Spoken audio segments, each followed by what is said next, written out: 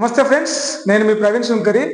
ఐబొమ్మ ఐబొమ్మ అంటే smart phone వాడే ఏ ఒక్కరికి కూడా తెలియకుండా ఉండదని నేను అనుకుంటున్నా. ఎందుకంటే ఇవాళ రేపు ఓటీటీ సబ్స్క్రిప్షన్ తీసుకోలేని వాళ్ళు వందలు వేలు పెట్టి మల్టీప్లెక్స్ల సినిమాకు పోయే ఏమంటారు ఆ స్తోమత లేని వాళ్ళందరికీ కూడా ఐబొమ్మ అనేది ఒక చాలా ఇష్టమైన వెబ్సైట్. ఐబొమ్మ, బెప్పంపిఓ, పప్పంపిఓ పెద్ద పెద్ద హీరోలకు, బడా మెగాస్టార్లకి, టాలీవుడ్, హాలీవుడ్, బాలీవుడ్, మాలీవుడ్, కోలీవుడ్, శాండల్వుడ్, ఇంకే వుడ్ ఉంటే ఆ వుడ్ అన్ని సినిమా ఇండస్ట్రీని గజగజ ఉనిపించి ముత్యంజలు పెట్టించిన ఏంటంటే బొమ్మ, ఐబొమ్మ.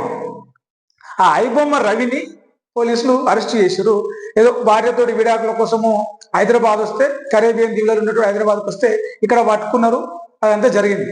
సో అసలు ఈ ఐబొమ్మ కథ ఏంది, ఐబొమ్మ దగ్గర ఏముంది, ఐబొమ్మ ఎట్లా విస్తరించింది, దాని గురించి మాట్లాడుకుందాం.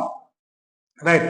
ఒకటి కాదు, రెండు కాదు, 21,000 సినిమాలు, మొత్తం 21,000 సినిమాలు. అందులో తెలుగు సినిమాలు ఉన్నాయి, తమిళ సినిమాలు ఉన్నాయి, కన్నడ సినిమాలు ఉన్నాయి, మలయాళ సినిమాలు ఉన్నాయి, బాలీవుడ్ సినిమాలు ఉన్నాయి, హాలీవుడ్ సినిమాలు కూడా ఉన్నాయి. అన్ని పైరసీ. అట్లని ఒకప్పుడు పైరసీ మొబైల్ పెట్టి షూట్ చేసేవాళ్ళు, మొత్తం థియేటర్ సౌండ్ వచ్చేది, గిజిల్స్ సౌండ్ వచ్చేది, పిక్చర్ కూడా క్లియర్గా ఉండేది కాదు. కానీ ఐబొమ్మ రవి వాడిన ఆ టెక్నాలజీ ఏదైతే ఉందో, ఆ చేసిన పైరసీ ఏదైతే ఉందో, నువ్వు థియేటర్లో చూస్తే ఎంత హెచ్డి క్వాలిటీ కనిపిస్తుందో అంత హెచ్డిగా రికార్డ్ చేస్తాడు. ఓటీటీలో రిలీజ్ అయినాక నువ్వు ఇంట్లో పెట్టుకుని పెద్ద హోమ్ థియేటర్ లేకపోతే టీవీలో పెట్టుకొని చూస్తే ఎంత క్లారిటీగా కనిపిస్తుందో, సౌండ్ కానీ వీడియో పిక్చర్ క్లారిటీ కానీ అంతే పిక్చర్ క్లారిటీ తోటి పైరసీని ప్రపంచ నలుమూలలో పాకించింది. సామాన్యుని చేతి అదేమంటారు, థియేటర్ పోయే పని తప్పించింది. థియేటర్ ఖర్చు, సినిమా టాకీస్ ఖర్చు, ఓటీటీకి రీఛార్జ్ చేసుకునే ఖర్చు తప్పించిండు ఐబొమ్మ రవి. ఒకటి కాదు, రెండు కాదు, 21,000 సినిమాలు. ఆ సంవత్సరానికి 3,000 కోట్ల ఆదాయం. ఒక గేమింగ్స్ ఆ సినిమాల మధ్యలో వచ్చే, ఆ పైరసీ సినిమాల మధ్యలో వచ్చేది గేమింగ్ యాప్స్ ప్రమోషన్ చేస్తాడు సినిమాల మధ్యలో, ఒక 5 సెకండ్లు 10 సెకండ్లు. దాని ద్వారా సంవత్సరానికి 2,000 కోట్ల ఆదాయం వచ్చింది. లక్షల మంది యూజర్లు, ఐబొమ్మ యూజర్లు వేలలోనో వందలలోనో కాదు, లక్షల మంది ఉన్నారు ప్రపంచవ్యాప్తంగా, అన్ని దేశాలలో, అన్ని భాషలలో. ఇక ఉద్యోగులు, ఐబొమ్మ అంటే రవి ఒక్కడే కాదు, రవితో పాటు కొన్ని వందల మంది ఉద్యోగులు ఐబొమ్మ కోసం పనిచేస్తున్నారు, ఐబొమ్మలో పనిచేస్తున్నారు. ఇంకో ట్విస్ట్ ఏంటంటే అసలు ఐబొమ్మ వెనకాల ఉన్నది రవి ఒక్కడేనా, రవి వెనకాల ఉన్నది ఎవరు అనేది కూడా తెలంగాణ పోలీసులు ఇప్పుడు ఒక దాన్ని ఏమంటారు దర్యాప్తు అయితే చేస్తూ ఉన్నారు.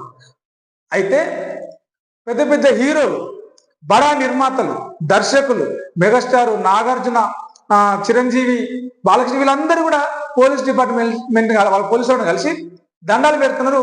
ఎక్కడ లేని థ్యాంక్స్ చెప్తున్నారు. ఎందుకు ఎంత జరిగిందంటే నిర్మాతలు వందల వేల రూపాయలు బ్లాక్ లో కానీ టికెట్లు బుక్ చేయడం కానీ, ప్రీ బుకింగ్ కానీ, ప్రీ లాంచ్ అని, ఆ లాంచ్ అని, ఈ లాంచ్ అని, బెనిఫిట్ షోలని వేల టికెట్ల రేట్లు పెంచి పెట్టిన డబ్బులు మళ్ళీ వెనక్కి ఎట్లా రావాలి. ఎందుకంటే ఒకప్పటిలాగా 100 రోజులు సినిమా ఆడే పరిస్థితి లేదు. ఇప్పుడు 50 రోజులు కూడా ఆడే పరిస్థితి లేదు. 20 రోజులు థియేటర్లో బొమ్మ కనిపిస్తే, గోడ మీద పోస్టర్ కనిపిస్తే అదే గొప్ప.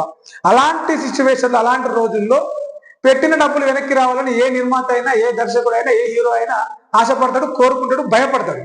అయితే ఆ రోజులు లేవు ఇప్పుడు. ఎందుకంటే అంత టెక్నాలజీ, అంత హై ఎండ్ బడ్జెట్ పెట్టి తీస్తేనే సినిమా క్వాలిటీ మంచిగా వస్తుంది, ఈ సినిమా చూసే ప్రేక్షకుడు చూస్తున్నాడు. కానీ సినిమా కథ బాగలేకపోతే ఏ ప్రేక్షకుడు కూడా థియేటర్ మెట్లు ఎక్కడు. ఏదో ఒక కథ తీసేసి 100 కోట్లు బడ్జెట్ పెట్టామంటే బోర్ల బొక్కలు పడుతున్నారు. సో అలాంటి వాళ్ళందరికీ సినిమా ఎట్లా ఉంది థియేటర్ దాకా పోవాల్సిన అవసరం లేకుండా థియేటర్లో రిలీజ్ అయిన గంట సేపటికే హెచ్డి ప్రింట్ తోటి ఐబొమ్మ వెబ్సైట్ లో పెట్టి పోలీసులకు, నిర్మాతలకు, హీరోలకు సవాల్ వేసింది, మీరు దమ్ముంటే నన్ను పట్టుకోరు అని చెప్పేసి.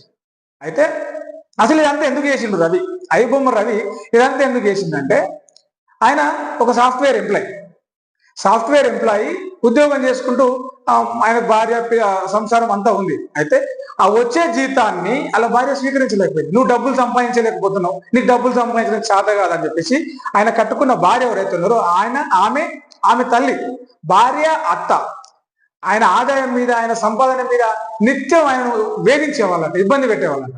ఆ భార్య పోరు, అత్త పోరు భరించలేక వెళ్ళిపోయింది ఇంట్లోకెళ్ళి. ఇండియా పౌరసత్వమే రద్దు చేసుకుని కరేబియన్ 80 లక్షలు పెట్టి కరేబియన్ పౌరసత్వం కొనుక్కున్నాడు. దాదాపు ₹1 కోటి ఖర్చు పెట్టింది అక్కడ ఆ పౌరసత్వం కోసం. పౌరసత్వం కొనుక్కొని అక్కడ ఒక వ్యవస్థ ఏర్పాటు చేసింది. ఆ కంప్యూటర్ లేదు, క్లౌడ్ కంప్యూటింగ్ లా, డేటా మేనేజ్మెంట్ లా, ఈ రికార్డింగ్, స్క్రీన్ రికార్డింగ్ లా రవి, ఐబొమ్మ రవి మొత్తం ఎట్లా అంటే ఒక ఎక్స్పర్ట్ అన్నట్టుగా. సో ఆయన ఏర్పాటు చేసుకున్న వ్యవస్థ అంతా కూడా ఈ తెలుగు ఇండస్ట్రీ ఏదైతే ఉందో డబ్బులు రావాలి. డబ్బులు ఎట్లా వస్తాయి? ఈ వెబ్సైట్ లో హెచ్డి ప్రింట్ పైరసీ చేయాలి సినిమాలు. అప్పటికే తమిళ్ రాకర్స్ అని, మూవీ రూల్స్ అని రకరకాల వెబ్సైట్లు, పైరసీ వెబ్సైట్లు ఉన్నాయి. వాటిని తలదన్నేలాగా ఈజీగా ఫోన్లోనే డౌన్లోడ్ చేసుకునే అవసరం లేకుండా ఫోన్లోనే ప్లే చేసేలాగా, టీవీలో ప్లే చేసుకునేలాగా ఒక ఐబొమ్మ అనే ఒక వెబ్సైట్ క్రియేట్ చేసి దాన్ని ఫ్రీగా రూపాయి, దానికి సబ్స్క్రిప్షన్ అవసరం లేదు, రూపాయి పేమెంట్ అవసరం లేదు. జస్ట్ సినిమా ఓపెన్ మన యూట్యూబ్ ఎట్లా చూస్తామో ప్రీమియం కూడా అవసరం లేదు. డైరెక్ట్ హెచ్డి సినిమా రిలీజ్ అయిన గంట సేపటికే చూసేలాగా ఐబొమ్మను ఆ వెబ్సైట్ తీసుకొచ్చి దాన్ని కొన్ని రోజులు బ్రేక్ చేస్తే బెప్పమని. ఐబొమ్మ అనేది ఒక వెబ్సైటే కాదు, బెప్పం అనేది ఒక వెబ్సైటే కాదు, ఆ రవి అనేటువంటి ఒక్కడే కాదు, వందల మంది ఐబొమ్మ కోసం పనిచేస్తున్నారు. ఏదో 21,000 సినిమాలన్నీ మేము రికవర్ చేసుకున్నాం, కొన్ని ఆర్టిస్టులు రికవర్ చేసుకున్నాం అంటే రవి దగ్గర ఉన్నాయి ఒక ఆర్టిస్టుకో 100 ఆర్టిస్టులు 1000 ఆర్టిస్టులు కాదు, కొన్ని వేల టెరాబెట్ల, వేల టీవీల డేటా రవి దగ్గర ఉండేది. కొన్ని వందల మంది పనిచేస్తున్నారు, లక్షల మంది యూజర్లకు ఇప్పటికీ ఐబొమ్మ వెళ్ళిపోయింది. ఎట్లయితే మనం చూస్తుంటాం ఏది ఇంటర్నెట్ లా అశ్లీల వెబ్సైట్లు ఏదైతే ఉంటాయో పోర్న్ వెబ్సైట్లు, వాటిని బ్లాక్ చేస్తే వాళ్ళు ఇంకో HTML తోటి, ఇంకో బ్లాక్డ్ ఐడి తోటి, ఇంకో ఇగ్నిట్ ఐడి తోటి మళ్ళీ ఆ వెబ్సైట్ కనిపిస్తూ ఉంటారు. ఐబొమ్మను ఆపినామని చెప్పేసి అనుకుంటే మాత్రం అది ఒక అమాయకత్వం అనుకోవాలి. ఎందుకంటే ఐబొమ్మను ఆపి ఇప్పుడు తాత్కాలికంగా ఆపొచ్చు, కానీ రవి ఒక్కరిని అరెస్ట్ చేసినంత మాత్రం ఐబొమ్మ ఆగదని నేను అనుకుంటున్నా. ఖచ్చితంగా మళ్ళీ ఇంకో ఐబొమ్మ 2 అని, ఐబొమ్మ అని ఇంకేదో పేర్లు మార్చి అక్షరం అడిట్ చేసి మళ్ళీ ఐబొమ్మ వస్తుంది. ఈ పైరసీ నడుస్తూనే ఉంటుంది. ఈ బడా హీరోలు, చిరంజీవులు, ఈ నాగార్జునలు, ఈ దిల్ రాజులు, ఈ రాజమౌళులు, ఈ మహేష్ బాబులు, ఎన్టీఆర్లు, చరణ్లు, ఈ బండిలు, వీళ్ళందరూ కూడా మళ్ళీ వాళ్ళ చెమటలు తప్పదు. వాళ్ళ భారీ బడ్జెట్ సినిమాలన్నీ కూడా సినిమా రిలీజ్ అయిన అర్ధగంటకే మీ స్మార్ట్ ఫోన్లలో రాక తప్పదు. మరి ఇంత చేసినటువంటి ఈ ఐబొమ్మ రవి ఎందుకంత ఈజీగా దొరికిపోవాలని వచ్చిందా, దొరికిపోతాను తెలియక వచ్చిందా అంటే క్లియర్గా తెలుసు. పోలీసులు పట్టుకుంటారని తెలుసు, వాళ్ళ భార్య సమాచారం ఇస్తారని తెలుసు, వాళ్ళ భార్యకి ఆయన పడతలేదని తెలుసు, కానీ ఆ నెట్వర్క్ ఎవరు బ్రేక్ చేయాలన్న ధైర్యంతో వచ్చింది. అక్కడ ఇప్పుడు పోలీసులు ఏదైతే రికవర్ చేసుకున్నారో అది ఏమంటారు ఒక ఉష్కే రాశిలో ఒక రేణువంతనే అని నేను అనుకుంటున్నా. సో ఇంకా చాలా డేటా ఉండుంటది, చాలా సినిమాలు ఉండుంటాయి. ఎవరి దగ్గర లేని సినిమాలు, డేటా, ఆ యూజర్లు అదంతా ఉన్నట్టు. జస్ట్ ఒక 3 కోట్లు మాత్రమే, 3,000 కోట్ల ఆదాయం గత కొన్ని సంవత్సరాలుగా ఐబొమ్మ రవి, 4-5 ఏళ్ళుగా ఐబొమ్మ రవి వెబ్సైట్ ద్వారా కొన్ని వేల కోట్లు సంపాదిస్తే జస్ట్ 3 కోట్లు మాత్రమే ఆయన దగ్గర నుంచి రికవర్ చేశారు. 21,000 సినిమాలు, కొన్ని ఆర్టిస్టులు రికవర్ చేశారు. అంటే ఇంకెంత కొన్ని సంవత్సరాల నుంచి వచ్చింది, ఇంకా 3-4 ఆర్టిస్టులు ఉంటాయా 3 కోట్లు సంపాదించుంటాడా? సో ఇదంతా కూడా పెద్ద ఐబొమ్మ కథ ఇంత ఉంది. భార్య పోరు వడలేక భార్యతోటి విడాకులు ఊరుకొని, విడాకులు అప్లై చేసుకుని, డైవర్స్ అప్లై చేసుకొని డబ్బులు సంపాదించడం అంటే ఏందో నన్ను ఇట్లా అవమానించిన కదా, ఎట్లా డబ్బులు సంపాదిస్తున్నావు చూడని చెప్పేసి అట్లా ₹1,00,00,000 సంపాదించిన తర్వాత కూడా వాళ్ళ భార్య ఏమంటారు యాక్సెప్ట్ చేయలేదు. సో ఇంకా కొన్ని నువ్వు నాకు వద్దు, కానీ డబ్బులు నువ్వు లెక్క పెట్టలేని డబ్బులు సంపాదిస్తున్న కష్టతోని భార్యాభర్తల పంచాయతీ, అత్త భార్య చేసిన వేధింపులు, అవమానాలు భరించలేక ఈ సినిమా ఇండస్ట్రీని దెబ్బ కొట్టిండు. టాలీవుడ్, కోలీవుడ్, మాలీవుడ్, బాలీవుడ్, హాలీవుడ్, ఒక వుడ్ కాదు అన్ని భాషల ప్రపంచ సినిమాని కూడా ఇట్లా ఇంత నీరు కాల్చిందని చెప్పొచ్చు. ఉత్తగా పైరసీ చేసి ₹1,00,00,000 బడ్జెట్ సినిమాని ఉత్తగా 1 GB ₹50 డేటా రీఛార్జ్ చేసుకొని ఫోన్లో చూసేంతలాగా ఐబొమ్మ రవి సినిమా ఇండస్ట్రీని, సినిమా ఏదైతే ఉందో సినిమా రంగాన్ని కూడా మొత్తానికి పైరసీ తోటి గజగా దొరికిపోయింది. ఈ పైరసీ కరెక్ట్ కాదు. కొన్ని వందల మంది ఒక సినిమా మీద ఆధారపడి, కొన్ని వందల మంది సినీ కార్మికులు ఉంటారు, జూనియర్ ఆర్టిస్టులు ఉంటారు, సీనియర్ ఆర్టిస్టులు ఉంటారు, హీరోలు, నిర్మాతలు ₹1,00,00,000 వాళ్ళ లాభాలు కనిపించినప్పుడు వేలల్లో, వందల్లో పనిచేసుకొని తీసుకునే లైట్ బాయ్లు, మేకప్ మ్యాన్లు, ఆర్టిస్టులు, చిన్న ఆర్టిస్టులు, సైడ్ ఆర్టిస్టులు, సైడ్ డాన్సర్లు, వీళ్ళందరూ ఉంటారు. వీళ్ళందరూ కూడా ఉపాధి మీద కొంత దెబ్బనే. కానీ వీళ్ళు ₹1,00,00,000 ఆర్జించడం కోసం ప్రేక్షకుల జోబుల్లోంచి ₹100,000, ₹1,000 లాక్కోవడం అనేది కరెక్ట్ కాదు. దీన్ని మార్చండి మీరు, అప్పుడు ఐబొమ్మ లాంటి అవసరాలు రాకపోవచ్చు. ఐబొమ్మలు వచ్చినా కూడా థియేటర్కే వచ్చి ప్రేక్షకుడు సినిమా చూస్తారు. మీరు ఒక సినిమా ఫస్ట్ షో అని, బెనిఫిట్ షో అని 5,000, 4,000 టికెట్ అమ్మితే రోజుకు ₹1,000 సంపాదించుకుంటాడు. 5,000 టికెట్ ఏమంటారు? కొందరు వెర్రి అభిమానులు సినిమా అభిమానులు కొంటారు కావచ్చు, కానీ అది వాళ్ళ కుటుంబానికి ఎంత నష్టం. ఆ చేసిన కష్టం అంతా సినిమాకి పెడితే వాళ్ళ ఇళ్ళకి ఏమి వెళ్ళాలి?